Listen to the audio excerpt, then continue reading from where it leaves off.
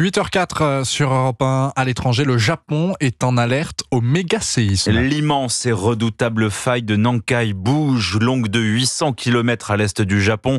Cette fosse a déjà été le point de départ de tremblements de terre dévastateurs. Bernard Delattre, notre correspondant européen au Japon, les habitants de Tokyo se préparent au pire. Les Tokyoïtes ne cèdent pas à la panique à proprement parler, mais c'est clair, ils sont inquiets. Et ici, effectivement, les rayons des magasins se vident à vue d'œil. Car la consigne, c'est d'avoir dans ses placards de quoi manger et boire pendant une semaine, s'il était impossible de sortir de chez soi après un tremblement de terre. Résultat, des restrictions commencent à être imposées dans un supermarché.